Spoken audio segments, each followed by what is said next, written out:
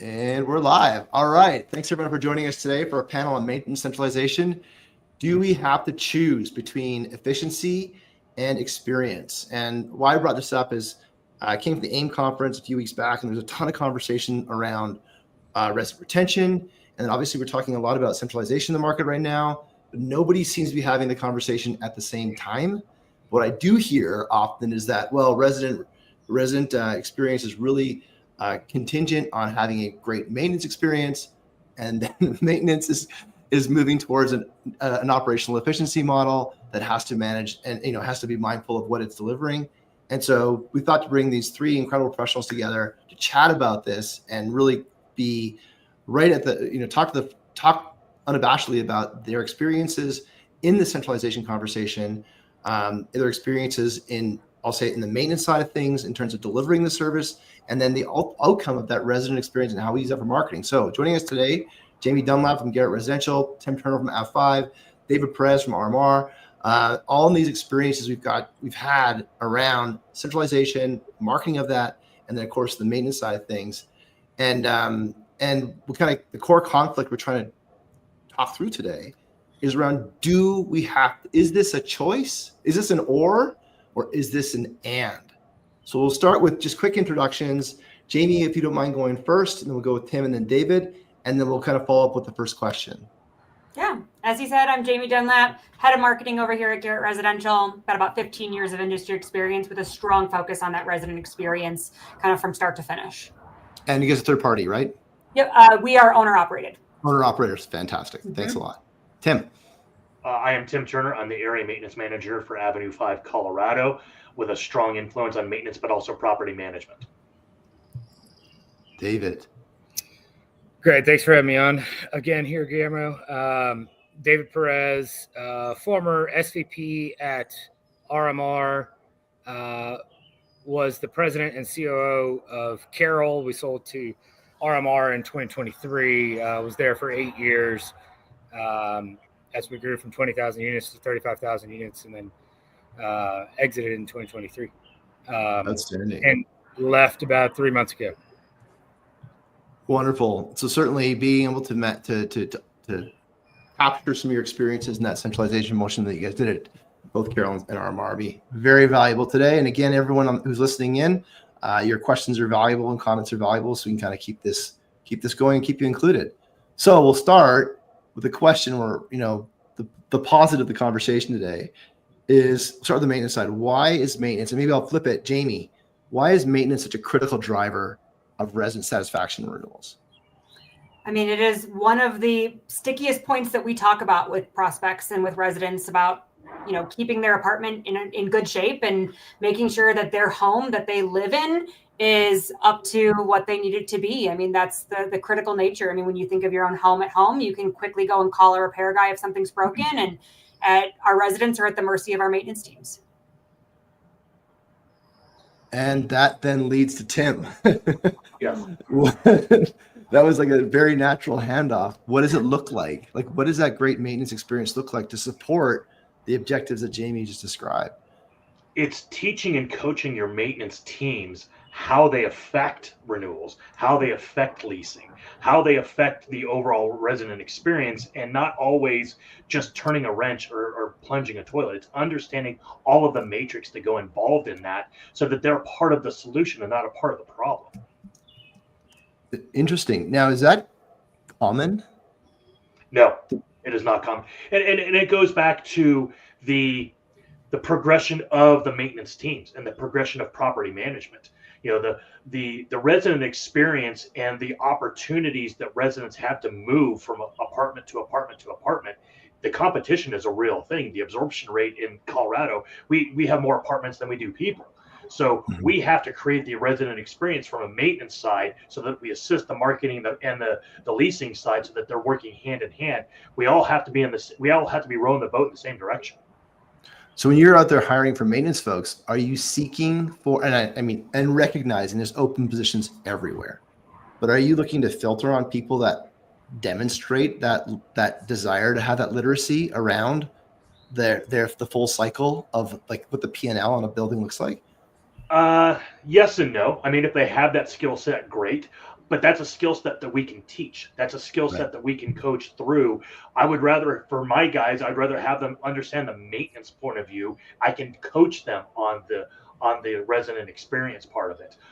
When Jamie and I worked together most recently, I involved her in my lunch and learns, where she was able to understand and communicate to the maintenance guys, and they were able to ask questions. And did they? I mean, and there's this kind of like this. I think there's an unfair representation of the maintenance tech that's out there, kind of like the jangling keys, etc. But like, are they putting their hands up in those conversations? Are they willing to be vulnerable and say, hey, I don't understand this part of the conversation? Surprisingly, several were. Yeah. I think they see the bigger picture, and those are the type of people that we want to bring in. Oh yeah. Oh, for sure. And then that also begins to solve the problem around the career path, right? Mm-hmm. Absolutely. And then David, in your world, when you guys, were starting to activate the centralization motion, was there a conversation or was there a apprehension around the resident experience? Yeah. So I'm going to have a unique perspective here in that we went down the path of like, hey, look, we can cut costs, right? Like in a classic sort of Six Sigma type, hey, let's do process improvement. And through process improvement, we can ultimately get to cutting costs. What we sort of forgot was the whole, like, why are we doing this? And ultimately, the reason that we have apartments is for people to live in them, have places for people to have homes, and provide an experience of community, of life, of them sharing a shared space with others. And we really gravitated toward this concept of like, what's our product? Our product is like our home that we're doing, and who are our customers? Our customers are our resident. So if we put our resident and our customers at the center of what we're trying to do, and we're trying to serve them better, they're going to have a better experience. So how do we think about serving them better? It's breaking down sort of their customer journey and then aligning ourselves in a more tactful way around that customer journey and saying, where do they need us? All right. How can we be there better for them? And how do the different tasks then need to be aligned around certain people that are good at those tasks, have the skills, and then what is the education we need to give them around those skills? So I know that's sort of like, I always talk about this like pyramid. At its base level, it's like, what tasks do we need to get done? What skills do people need to get those tasks? Who do we need to hire? And how do we need to incentivize them to do that? And if we do those four things well, we deliver on experience. Right. So experience is the product of the formula. Right. So in breaking that down, you then say, all right, if I have people that need to do these tasks, maybe they don't have the skills, sort of to Tim and Jamie's point here, right? Can I teach them those skills? Are they adept to learn those skills? Or can I maybe create another centralized function that takes those things on, right? Like some of the communication aspects. Mm-hmm. Maybe they can handle all the paperwork.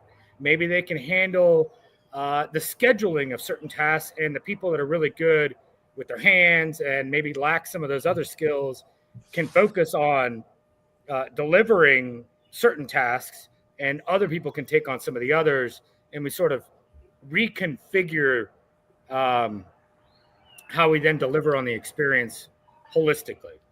Well, and that also allows for automation.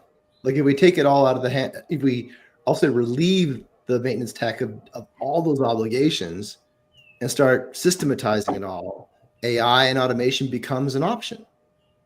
That's right. So I'm curious, like when as you're kind of having these centralization conversations, and I'll leave this to who wants to jump in. Like, does marketing get a vote?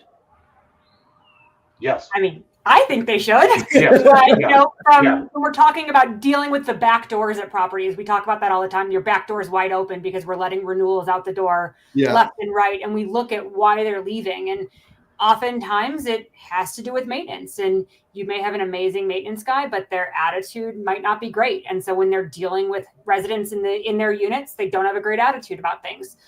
Or it could be vice versa. They're just not communicating with them at all. And so when we look at how to close that back door a little bit, we focus on areas of opportunity. And oftentimes that is, in the maintenance area, in the maintenance aspect. I was on a call earlier this morning with my team, and we were going over our Kingsley scores in maintenance and how those positively or negatively affect ATR and renewals. And one of the things I was in the call that I was on was talking to one of our regional managers where we have a site that the ATR is skyrocketing. And we have a lot of people just breaking leases and moving out, but it has nothing to do with maintenance. But how does maintenance counteract that and solve that for them? Is okay. So me and my maintenance supervisor, regional manager, and property manager, we're going to go walk the property. We're going to see what opportunities we have in maintenance. Where is it curb appeal? Is it FF&E? Is it any of those things that maintenance can help with and be a part of the solution? Mm-hmm. And do you find that aligns with the people that you're bringing on board? Like that next, we'll call it maintenance 2.0. I wish there was a better word. Someone dream of a better word. But like in that world, is that kind of what your job descriptions reflect? It doesn't reflect it, but that's the transition of the industry. Where if you this specific property, the maintenance supervisor wants to know why people are moving out. You don't always see that. But there's also the career trajectory path for him as well, where he's elevating himself and understanding the why, closing that back door, making sure that we're capitalizing on all the opportunities. We're not just putting heads in beds. Right. We're creating that resident experience for a long-term resident. So when you take those two kind of truths around the resident churn and then the people churn, like is doing it the old way? I mean, and David, who wants to jump in here? But like, is doing it the old way a choice? Is that even a practical option anymore? I mean, I would argue it hadn't been really practical given the lack of churn, the lack of talent coming into the industry for the last. I started in 2017 and I looked around and we always had open positions in the maintenance, right? And for 8 years, we're completely staffed across our entire portfolio. There was always some sort of churn, and we've always been sort of behind the 8 ball and trying to hire the old way. Since then, we've also built millions more units that also need to be maintained. And we've added millions more people to the U.S. that have moved out, that have found their own places to live, right? So we never had enough. We don't have enough coming into the workforce in this sort of trade area. So we have to think about doing things a little differently. Absolutely. And who drives that timeline? Like, is it kind of fall on the marketing side saying, hey, we need to acquire more units to manage or to acquire them just to own them? And or does it kind of like happen, or does it land on is it a steaming bag on your lap, Tim, when all of a sudden someone says, oh, hey, by the way, we just got hey, high five, we just won 3,000 units. And you're like, oh my God, I got to find 30 people. Well, it also depends on what condition those 3,000 units are in. Right. I mean, I think third-party management companies now are being very selective because of the talent pool shortage. And if a property is a heavy lift on the maintenance side, do we have the capacity to take that on and be successful? Would we rather say no and not take something on or take it on and fail? So I think that's one of the things that for us at third party, we're definitely looking at when we get those things in place. We're always recruiting, and we're recruiting for a floating team so that we can position ourselves with a new acquisition where we can place somebody from the floating team where we already have the resources in house. And what I'd add to that is that, like, in order for Tim to get to a place where he understands where the things are going, I do think that it starts in sort of marketing, and marketing is a little vague. And I love the way sort of Jamie's thinking about it, in that it's both top of funnel and customer experience. Like, once they are living with you, right, there's still a customer. There's an experience factor you have to get in there. And that leads to the strategy. That leads to, all right, how are we driving customer experience, and what are the components of that? Yeah. And where are we falling short, and where can we make things up, and drive better sort of engagement along that way? And that strategy should permeate throughout all of operations, both office and outside in the more traditional world sense, right? The outside folks, in how they engage in a meaningful way, but marketing's helping go, okay, here's the information we're getting. Here's what customers really want. Here's how they're interacting with us. Here's where we need to be better, right? And they're helping guide the conversation and the actions for the teams, and really synthesizing that data. Yeah, you almost think of it like they're all salespeople. Like even your maintenance team, they're part of the sales team. We're constantly selling, whether you're selling your current tenants on the need to renew, or you're selling future tenants on the need to come lease with you. In how competitive these markets are right now, we have to constantly be selling, and we need to be including the maintenance team in that. They need to be having that sales mentality. Well, one of the things that we do too is that we also, on our ownership calls, I'm including on all those calls, along with marketing, along with the regional, along with the VP. So we're all aligned with the message to the client. And that way, if there's anything the client brings up to us, we all understand from a maintenance, marketing, and operations point of view where we need to hit the mark. If Jamie and I are walking a property and we see marketing opportunities, or we see a maintenance tech that is not wearing the uniform, or is not hitting the mark, that's something that Jamie and I can help course correct with the property manager. So there are things that all the different departments have to be aligned with and speaking the same language. How, like, when you take a look at the scope of all the units that are available for rent, what's the penetration of that kind of thinking in the marketplace? Like, is it like, I mean, are we talking about 2% of the operators operate that way? Like 3%? Like, is this widely being considered as a best practice, or is it an emerging best practice? Where do you guys feel that's landing? I would argue that the details have mattered for a long time. I think the execution of that has been more challenging of late, right? Mm-hmm. Like finding the talent that understands sort of like the mission, the goal, and the strategy of what we're trying to get accomplished has been more difficult. And I think that's what's led to maybe tech can solve some of these challenges. And whether you implement that right or wrong is sort of predicated on your process around that. I think we're not talking about things that are incredibly novel. It's just, how do we execute it in a more challenged environment with less people, less trained people, less resources, greater turnover, and on top of that, right, those are your like company challenges. Changing consumer preferences, right? Mm-hmm. There was already a big change in how people interacted and did leading up to COVID. Post-COVID, expectations have changed significantly on what they sort of expect from your manager, et cetera. So it's like, how do you address that? They've always kind of been there, right? We've always talked about the 4 Ps, right? And product and promotion are huge aspects of that, as well as people. And that's been a staple in the industry for years. But now it's like, how do we address it in the construct of a changing environment, both on the consumer preferences side and our own internal challenges around people? Well, on the people conversation, I mean, is this drive, like, the kind of collision course of, that sounds pretty violent, but like the alignment of resident experience and maintenance that's happening kind of like in real time?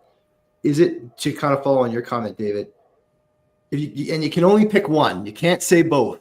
I'll frame it. Is it because there's no budget, or is it because there's no people? Can't say both. Yes. Only Tim would say that. Yeah. Well, I would say historically, maintenance is the first budget cut. So, when things are struggling on a property, maintenance is always told, do more with less. Put some duct tape on it, put some putty on it, fix it, do it for less. Don't replace it, fix it. especially when it comes to leasing, very infrequently is an ownership group when leasing is struggling going to pull money out of marketing. Yeah, because that's what's going to drive people through the door. So, but So even if you had the budget, like on an FTE basis, could you even hire them? Are they available? That's what I'm getting at. Like, Yeah. if you had all the money in the world, you look at the bench, there's no one on the bench. It's like having $1 million of cash on a desert island. You can't spend it. Exactly, and that's the problem. I mean, in Colorado and Denver right now, I mean, we're again, I'm constantly recruiting, going to events and talking to people and working with people, and then you get these people in who look great on paper, and they tell me they can change the light bulb, but when the push comes to shove, can they change the light bulb? Mm-hmm. And if they can't do that, they sure as heck aren't going to be able to do the kind of secondary skills that we're asking them to do. Well, and the expense. The expense in recruiting before one of my maintenance guys' first day on the job, we're into them for about $6,500. Yep. And then we find out we've just spent $6,500 and he can't change a light bulb. Then what do we do? Yeah.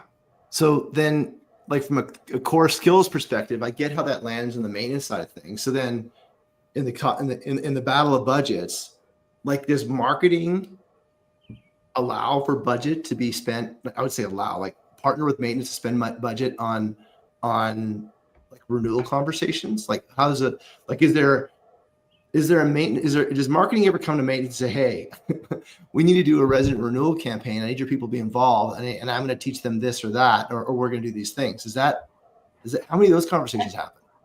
I've certainly done them. I think I come from an operational background, so I have kind of that knowledge of the role that they play. But it's as simple as a meet the team and having a maintenance breakfast where the maintenance guys are front and center in the office, and they introduce themselves to people and they become a friendly face around the property as you see them around there. And it can be as simple as them bringing a treat with them when they're doing a work order and, saying, hey, we popped in to fix your thing, and leaving a bag of popcorn or whatever it looks like. Just those small touches and leaving that kind of personalized aspect can really make a huge difference when it comes to renewals and including them in the process. And does that popcorn get funded out of marketing or out of maintenance? I know it sounds Marketing, ridiculous. usually. Yeah. Usually. Out of marketing? Mm-hmm. Gotcha. Well, and similar to like when renewal bonuses. It doesn't come out of the marketing budget per se, but marketing has a piece in that. Mm-hmm. This is something that I kind of often always ask about from a retention perspective is that, when an apartment is leased, there's someone gets paid, right? One person gets paid, but retention is a team job. And so, and I haven't got a straight answer on this, a consistent answer is that who is accountable for renewals? Like if renewals goes down, whose bonus is affected? Everybody's. I mean, so everyone and no one's, is that kind of thing? Like, is that kind of the way it works? Yeah, I would say that. And again, I think the resident experience, when the lease is signed and they get the keys and they pop the door for the first day, the resident experience and that first 30 seconds, that's your best opportunity to even try to get a renewal, because how they walk into their first unit. If they walk into the unit and they're giving a laundry list of check-ins, on their check-in sheet, the chance of them renewing at the end of that lease are going to be a lot less. I mean, yeah, think about the maintenance touch points in renewals. You've got the make ready and how the unit's presented upon move-in. You've got the grounds when they first move in. And then in addition to that, not only that, but you've got their entire year of every work order they submit every day that they walk the property and grounds. And that is their impression of the property and the communication that comes from that. It's the Walt Disney approach, right? Like the Disneyland approach to that kind of thing. But I just, the number of objections that we get around our maintenance folks won't do that. Like it feels as though there's a desperation to just keep them on the property. Please, please, please. I need to have a heartbeat in that seat, and ask them to do extra or extending their job kind of like definition, or even including them in the overall performance of the building by these kind of conversations. It feels as though there's often a lot of rejection around that. Is that just some of the people that I'm talking to, or is that kind of like the old way of doing things? Like where have you guys felt that? Have you felt that in your experiences? Yeah, I would argue that we've kept the same operating model for 40 years, and we've just added more stuff for them to do because consumer preferences have changed, technology's changed. The role has just gotten bigger from what it used to be. So part of that challenge is, hey guys, I don't need a new tech. I don't need a new app. I just need to go do the thing. Can I just go do the thing? I don't want to produce a bunch of extra data for you because you need to run some analysis and then go throw it to asset management and go do all these other things. I just want to fix the fridge, right? And I think part of that challenge, right, if you think about sales world, if you're in the sales world, right, like if you talk to salespeople, they hate Salesforce, but the reason we have Salesforce is to create a bunch of data for us to understand our customers better. So how do we get the information we need to make better decisions in a sort of systematic and programmatic way, while also allowing our people to go do what they need to go do and what they're really good at? That's kind of the corollary that I really think about is how do we take some of these things that we've added to their plate, remove it, and either we assign it to a centralized team or we automate it through some technologies that have advanced over time. Or we simply just say, this is not necessary because our customer is really demanding that we just get to them in 24 hours and fix whatever their issue is. And we'll get to sort of the more systematic approaches of other things over time. That's kind of where, sorry, I lost my train of thought there. The original question. We're moving into communication, right? The conversation of communication. So like, how can we optimize the job or what they're best at, right? Which is, just came off a conversation with that. And so like, if I heard you correctly, David, where you were going was that, okay, there's certain parts of their job they're not really good at. There's certain parts of the job that they are the best at. And so we keep them doing the stuff that they're the best at, then figure out what is the job that looks like that can do the stuff that they're not great at. And that can be part of what the centralization starts to feel like. And so, Tim, you talked about floating teams, which to me sounds like has even greater vulnerability from a communication perspective because they're not always in the same building. How are you guys thinking of mitigating the communication gap there? Great question. It is something that is always evolving, and communication through that team is typically through text, email, things of that nature, where they're not at one specific site. I can't go to that site and visit with them every single time. Yeah. Now with our floating teams, I include my floating maintenance on all of my maintenance meetings. So they get brought in on our in-person meetings. They're included in our virtual meetings so that we're communicating over and over and over. The problem is because the diversity in our portfolio, they're going to a low-income site today or a Class A high-rise tomorrow, which is both an asset and a deterrent because they know they're going to know more about the assets that we have in our portfolio than the actual on-site team. So that's where they're more valuable. Because they have that, they've touched different buildings. They've got a broader touch. And in those floating teams, what's the opportunity for them from a specialization perspective? It's difficult because they are touching so many different properties. We try to identify after 90 days where to place them to make them most successful. It's more of a working interview for me when we have some red flags or some questions about some of the maintenance guys so that I can verify that they can change the light bulb. Everybody tells me they can work on something, but until they actually get in front of it, do they actually know how to work on something? And when they're placed on site, there's so many more restrictions on performing somebody out or moving them into a better position. When they're on the floating team, it's much easier to work through those challenges.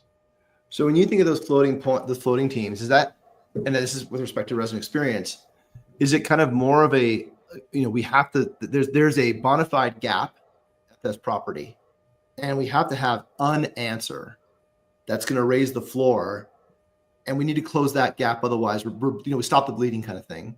Mm-hmm. And is there accountability? When we talked earlier about the resident experience, about them, meeting people as they're walking through, or someone's taking their first lease, is the floating team kind of like your tiger team to be able to kind of float around and close gaps, but they don't have the accountability of needing to, create the sense of community at a building? Or is that kind of, are they shielded from that part of the P&L? Yes and no. Again, it comes down to the coaching aspect, and because you are a floating team, we expect you to act the same way as if you were on site, if not even more, open. And hey, I haven't seen you here on this property before. Yeah, I'm here to help out for a few days. My name's Michael, whatever it may be, and be more personal that way, because that also creates a positive resident experience. That the resident understands that we're bringing in resources to fill in those gaps, or we're not letting things fall through the cracks. So then with the kind of what so using David's formula, right? What Dave was talking about, and what you just chatted about, to equal the resident experience, which Jamie is pursuing, like I know we're all pursuing, but ultimately accountable for, like how does technology play a role in achieving that, given that the status quo, the legacy operating model it's kind of a non-starter? So how do you use tech? What tech are you looking at? What have you used in the past? Those kind of things. And what problems, and probably most importantly, what problems did you solve with tech? Tech is a tricky one for maintenance guys, because some of the more mature, old school maintenance guys don't like tech. They want a paper work order. They want a paper make ready sheet. They want to go in, they want to write it down. They want to check off their boxes and be done. So tech right now, especially as we're evolving into more of a centralization piece, does tech work on the property? Do we have cell phone coverage gaps? Do we have technology gaps where we need to overcome those, and training opportunities? And that's where it's tricky for a tech position in the maintenance world, where how does this tech work with our operating software? Right, because the tech that's walking around with a yellow sticky of leaking toilet in 1102, that's not going to help the communication problem. No. Right. Go ahead, Jamie.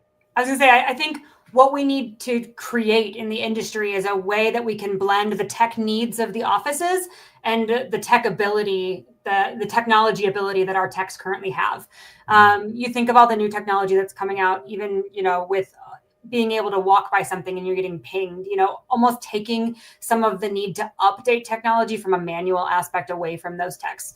I like to kind of equate it to thinking of it like your pet tracking, almost a UPS package where you can click like track online and see exactly every step of the way on it. That is the expectation of our residents. They want to be able to see exactly when the maintenance guy has received the work order, when they're planning on kind of coming, and every step of the way through the process. But that's a lot of touch points for a maintenance tech to be physically manually creating. So from a technology perspective, it's out there, but how do we create that from a multifamily experience to eliminate the need for those manual updates from a tech and just allow them, whether it's through a cell phone or a device or whatever, where they can walk to the property, they show up on property and it says they're on property today.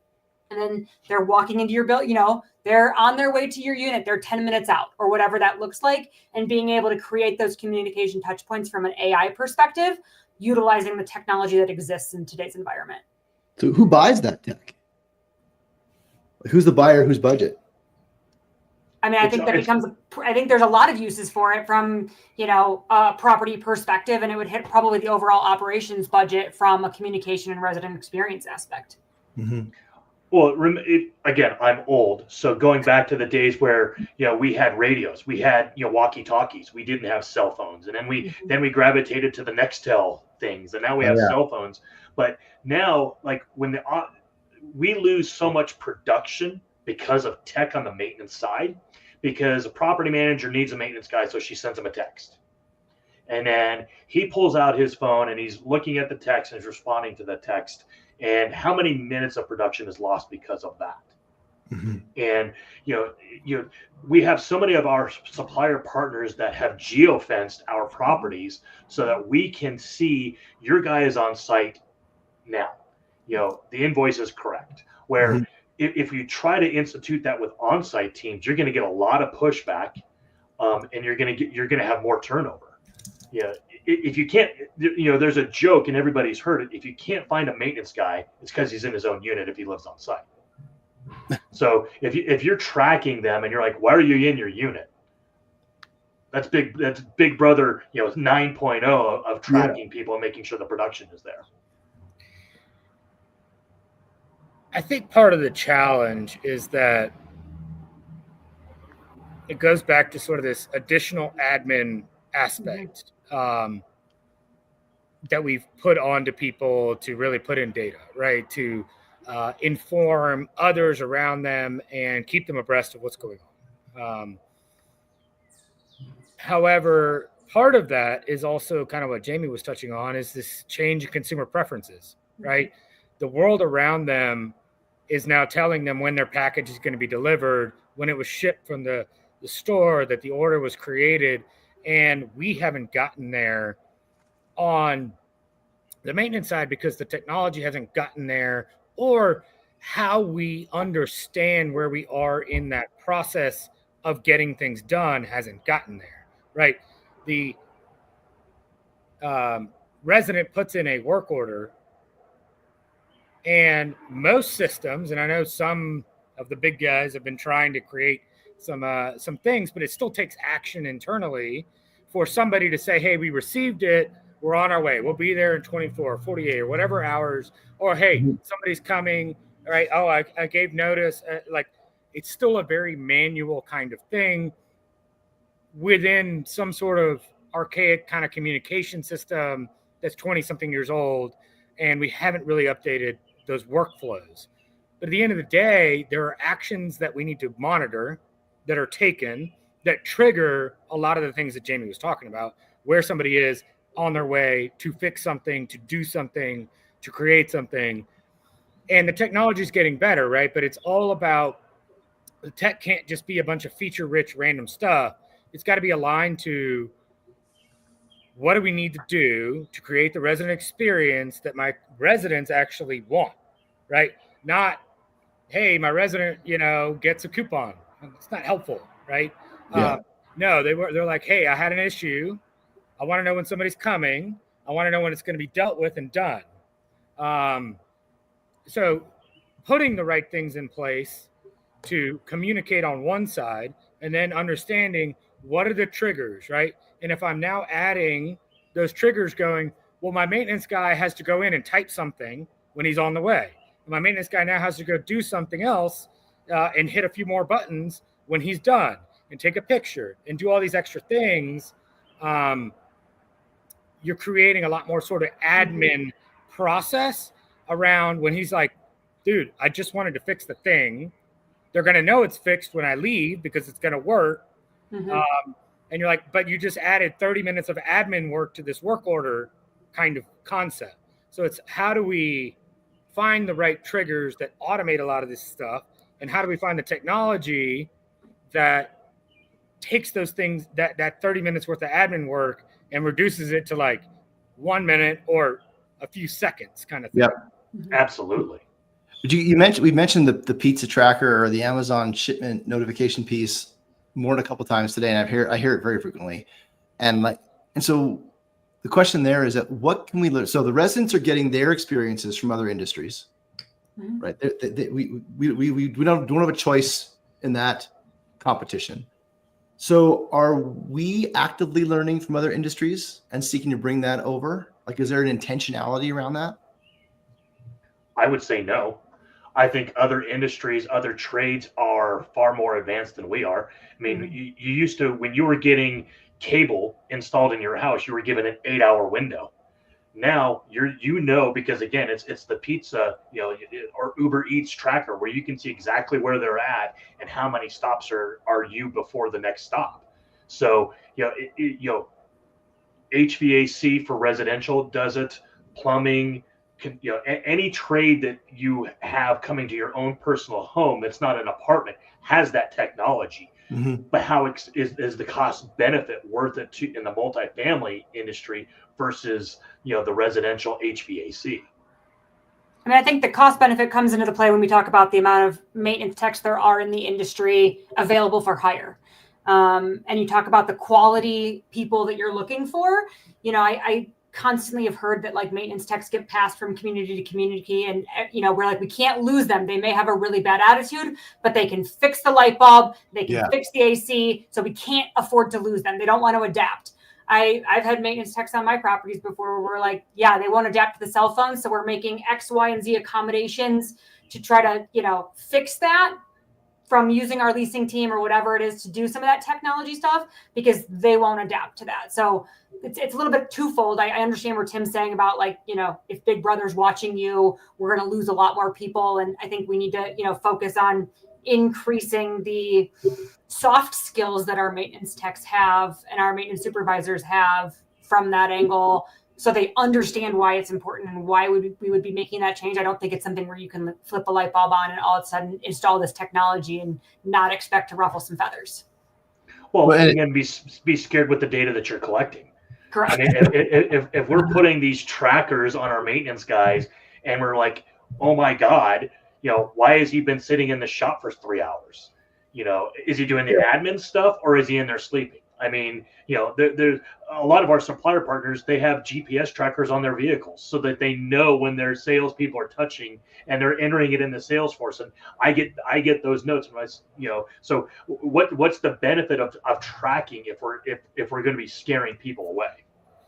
Well, the tracking one is an interesting conversation in terms of the problem you're trying to solve. Like we deployed trackers once on site, imagine 12,000 laborers, and they ended up everywhere. Like they were they were in the porta potties, they were on dog collars, they were everywhere. And what we didn't solve is the problem we're trying to solve.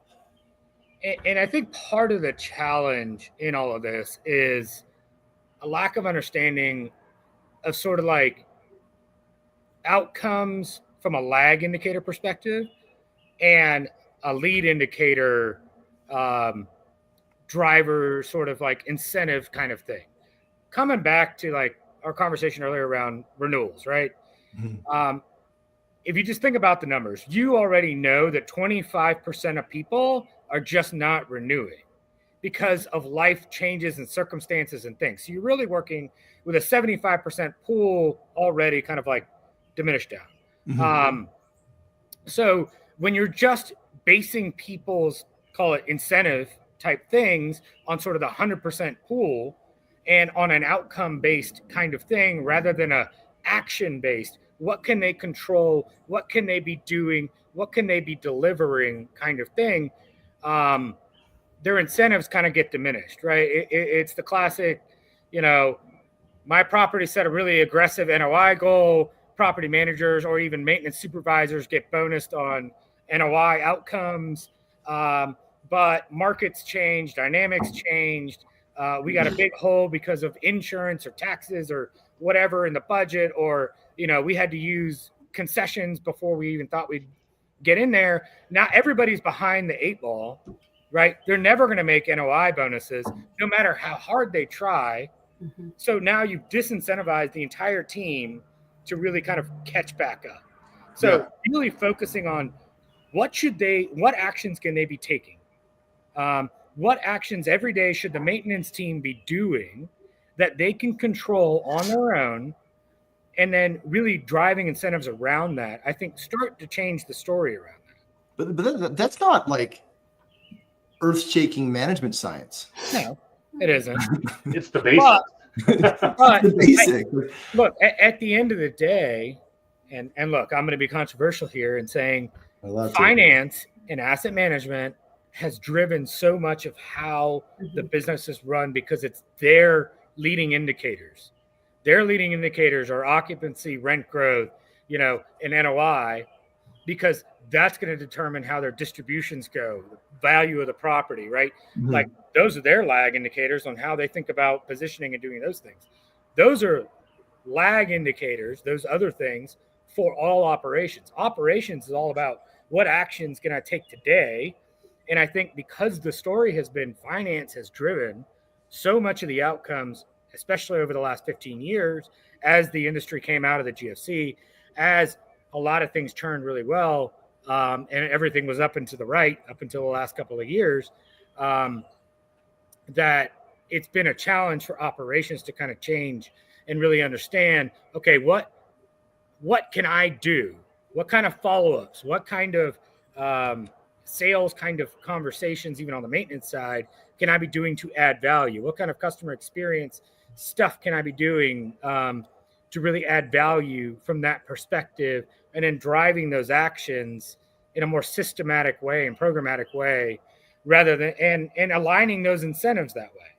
Yes, outcomes do drive real, and you need to have those outcomes to even have cash to pay bonuses, but you have to be realistic on, all right, what actions can people be taking, and understand that markets are going to drive so much of the outcomes to a certain extent. So then, so is there an agreement between, because the P&Ls matters to be able to pay everybody all these things, like, is there an agreement, or is there not the marketing and maintenance? Is there regular conversations on how the relationship needs to, or how they're partners? Like, is it generally accepted that marketing and maintenance is a partner? That's a great question. No. Because That's a no. That's a no. Tim, no, I would say at the vast majority, I would say marketing and maintenance are very separate. They don't interact. Are they adversarial? Tim and I have worked together. A little bit, because you hear, everyone should be one team, but in reality, everyone's looking for somebody else to blame. They're looking for the problem, why the shoe dropped, why the renewals are leaving. They're looking for the problem. Whether it's marketing's looking for why the leads aren't coming in. Oh, it's reputation. And why is our reputation poor? Oh, we had a few negative reviews from maintenance, or the units aren't looking great, or the curb appeal is not great. And same goes with maintenance.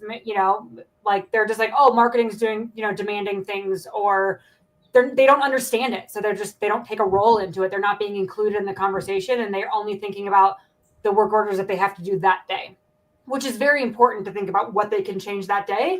But by including both in the conversation and having everybody understand the why and the bigger picture of things, I think you can start to train people to have the long-term goals together. Like, if someone were to if my guys are worried about marketing, that's a concern for me, because that's more for upper level to worry about how marketing and maintenance can work hand in hand. Now, if they're aware of it, that's fantastic. That also means they're aware of their curb appeal. They're aware of their position on the property, their presence. That's where the marketing piece where I want my guys to be concerned about. Yeah, and I guess when I was asking the question, I was more so at the leadership level, right? Is that partnership exists? And like, do you guys have agreements in terms of like, hey, we're going to do this for this reason and for that reason, and we're both partners in the outcome? Because I agree with you, Tim. Like, we got to. There's still a job, despite all of this. There's still a job to be done. Absolutely. I think it should be a stronger focus for everybody. We preach all the time about curb appeal, but we're often preaching to the leasing team and to the community manager and all of that sort of stuff. When we're talking about training and different aspects of that, I think Tim and I had a very unique relationship at Avenue 5 and in how we communicated it and worked through problem solving together. But I would say that that's probably not happening as often in the industry as it should be from a high level leadership perspective. Because wouldn't that solve a lot of the problems? And now we're back to communication again. But just aligning the objectives between marketing and maintenance at the leadership level, like go back to your stories when you guys were meeting at Av5 and working together. It sounds like your collaboration was self-led, not like there wasn't a regular cadence meeting. It sounds like you guys both recognized the need to solve this problem and said, hey, we're both capable people here. Let's go, meet and work together. Is that something that you see in new organizations where it's like, hey, maintenance, and it's like, reminds me of the old Star Trek days, right? Like, she can't take any more, Captain, like where you have like the bridge where you've got engineering and you've got, navigation coexisting. I think it's a unique situation for Jamie and I, but I think we've both, now that she's moved on to Garrett, I think that's something that she has brought to Garrett as well, where she understands the maintenance piece. I understand the marketing piece and how they work side by side. We're trying to move forward with that with staffing changes and still keep that. But Jamie and I would go on property watch with ownership groups, and she would critique our make readies, and she'd say, Tim, you need to fix this. Tim, you need to fix this. I'm not coming to Jamie and say, hey, we need to do more marketing. We need to do this. Because that's not my realm. But she can point out the things through the different lens that she looks at. And that's where marketing and maintenance and property management all work cohesively, because everybody sees things through a different lens. And whether a maintenance supervisor has been on site for 6 months or 6 years, they're going to have blinders onto certain things in their property, and it's having the additional resources to point those things out. Well, I mean, I really got to go back to what David said, though, about finance and asset management driving this, though, because maintenance and marketing can work together to the best of their ability. But if finance and asset management are driving things from a budget perspective and not giving maintenance the tools that they need to solve the problems, either from a curb appeal perspective or from a resident experience perspective, we don't have the money to replace all those ACs right now. We don't have the money to repaint the curbs. We don't have the money to do all of that. It's going to be a moot point either way. And so I think that the fact that maintenance, or the fact that finance and asset management are such the main drivers in this industry, there will always be kind of a stopgap there. What's interesting, though, is you look at customer experience science, and almost universally, when you put the customer in the middle of the circle, you reduce cost. Almost universally. And the case studies go on forever. Right? When you stop thinking about how you deliver a service and start thinking about how the service is consumed, you start saving money everywhere. You can't help but start saving money. And so it's interesting that the proof has occurred in other industries, like over and over and over again. And then you've got a financially driven decision-making framework that could easily look at the results from other industries. And there's still, is someone waiting for someone to put their hand up? Here's I think the pervasive problem as I've zoomed out a little bit more. It's a highly fragmented industry, even from just like a manager perspective, right? The top 5 managers, manage 7% of all units in the US, right? And you get to the top 50 and they're managing maybe 20%, right? And that goes from nearly 1 million units down to like 35,000 units. Like that's the stratification of the number of managers in the top 50. And now get below that, the smaller regional managers, the owner operators, the different kinds of constructs. And that's not even talking about ownership side, right? And you have all these people that own apartments. You have all these people that own different things, small groups, big groups. They all think they have their own unique perspective.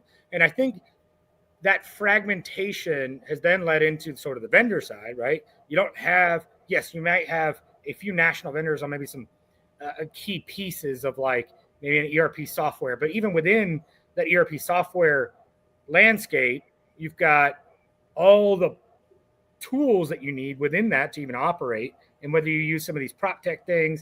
So you got this whole prop tech ecosystem. You got all these managers, and then you have all these owners. All that fragmentation together has a lot of different opinions. When you go to like, how many food delivery apps do you have? Like kind of 5, 6 maybe, right? How many driving, you've got Lyft, and you got Uber and you got Lyft. How many like sort of national retailer kind of things, right? Would you have these bigger, much more scaled enterprises and what's really kind of going on there, you sort of drive a lot of standardization, right? You really have 2 big phone makers. Now you have like 5 phone companies. So you can drive to some sort of standardization within certain things, but that's been, I think, the biggest challenge for us is that it's so highly fragmented. Everybody's trying a little something different. Everybody's doing something a little different, thinks a little differently.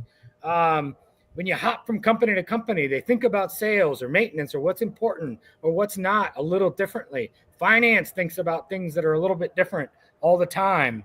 So I think that fragmentation, it's not that people are like doing things like ill will or willy-nilly or whatever, and they kind of know what the core problem is. But it's also why we're not like gravitating towards like, oh yeah, the customer at the center, and then okay, well, how do we address that customer best, right? Somebody's going to go, well, we should just have great names on the side, or we should have, white painted picket fence, or we should have focus on safety only. There's a lot of like nuance that kind of goes into really understanding customer. And at the end of the day, real estate's just highly local, and it's always been that way. And that's why construction and real estate have been so challenging to really truly scale in a meaningful way. Mm-hmm. That's my opinion and 2 cents. And but I think you've also said though that the old way is not really a choice anymore. that doesn't mean that people aren't going to be like, You're not going to try. Everyone thinks they got their magic wand and the perfect way of doing things, or the perfect change for doing things. And that goes for vendors too. They all think that they've got the new product out there. And then we have 40 products to choose from when you're talking about, a centralization aspect or the new AI out there. I mean, the amount of evolution that's taken place in the last 5 years in the industry. You got 7 different self-guided tour options, and they all do things differently. Not one of them. It's not like AT&T and Verizon. You're like, yep, it's a cell phone provider and they're going to provide me cell phone service. They all do things so vastly different in how their approach to doing things. And I think that, like David said, like management companies and owner operator, everyone's doing things a little bit differently. They all have the same concept in mind, but just from a different perspective. Well, and it's because of the consumer. There's so many different consumers. The resident experience is different for every single resident. And the person that we drop off the popcorn for because we completed their work order and we're giving them a little goodie, they're allergic to popcorn and they're going to be mad that we gave them popcorn. Are you trying to kill me? The resident experience is different for every single person. And how do you streamline that for everybody? You can't just paint the general paintbrush over everybody. Yeah. 25 years ago, you didn't have a Google review, you didn't have a Kingsley report, you had word of mouth. And so, your curb appeal, back to the basics, was how you got residents to come look and tour. They looked at you in a catalog or a magazine, and then they drove up to the community. So getting all the way back to those basics is creating the resident experience from the very bare minimum.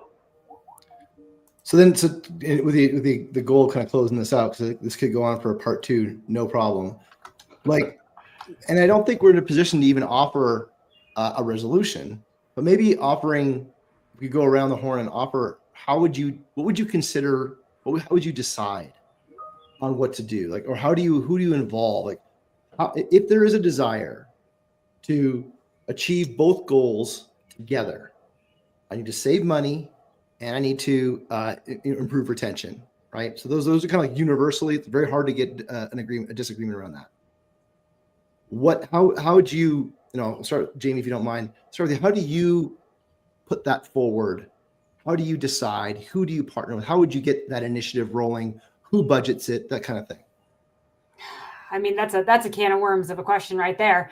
I think really the main aspect of looking at it is just directly from the communication piece. I think if we can maintain the communication between techs and the on-site team and the residents in a capacity, even if that's not the techs doing it, then your resident experience for the most part will still be there.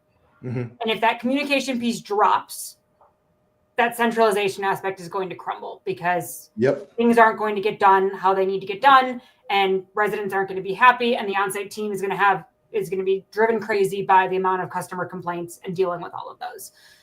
So I think, starting from the top down, starting on that communication piece, what does that look like before we move to a centralization aspect, and how do we maintain those touch points is going to be, really important, and do that admin work still while focusing on what the techs need.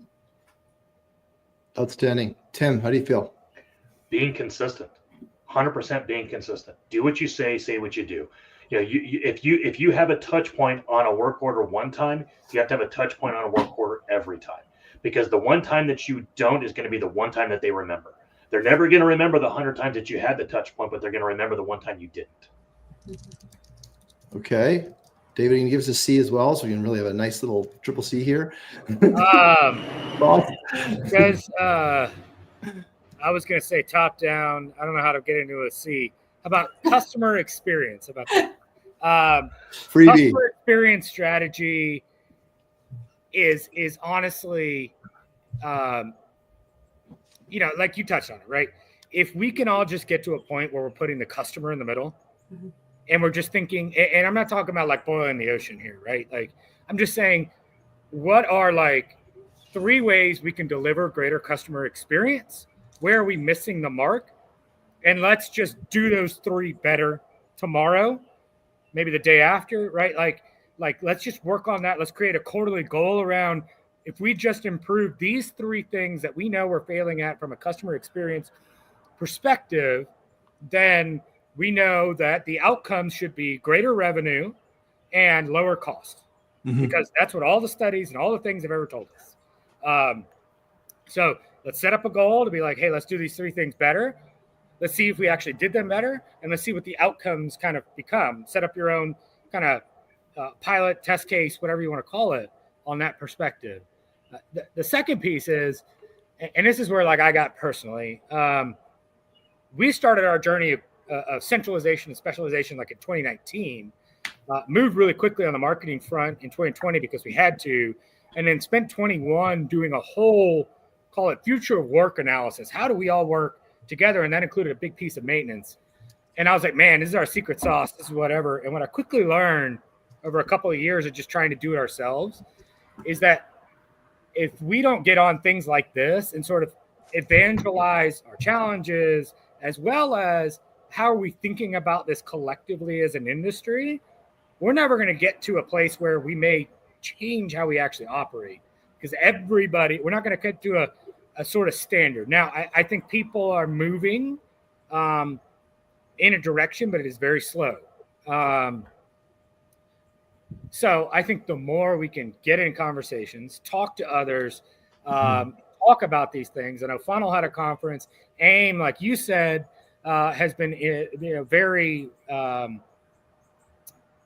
at the forefront of bringing some of these conversations up. I know it's starting to really bubble up in a more meaningful way, where people are starting to gravitate and be okay with sharing some of these like secrets you might call internally. I think you're going to start to break down, how did you do with this challenge? Because some of this is like, if my maintenance guy has to do it differently, or my hiring program is different than somebody else's in a highly fragmented industry in a very meaningful way, it's going to be a much more costly transition for me to hire somebody away from somebody else, train them how to do it. They're not going to like it. They're going to leave. And now I'm in this vicious cycle of, what are we doing here? Yeah. And I think that when you think about customer experience, just to add to that, it's humans that are in these buildings, not imagined people. They're humans. And so if then the core thing that humans are seeking to do is avoid pain and discomfort.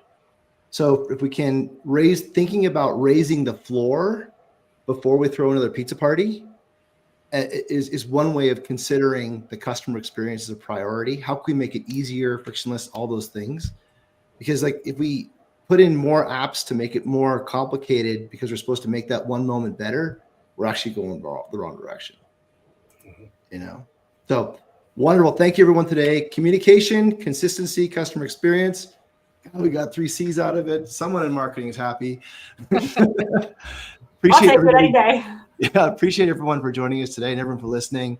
I'm looking forward to the next conversation. Thank you everyone for joining us today. We'll put this on the podcast. You can listen for it and for repeat. Otherwise, it's on LinkedIn Live. You can listen to it there and add any comments and we'll all get pinged. Thanks everyone. Appreciate it. Thank you. Thank you. Bye everyone.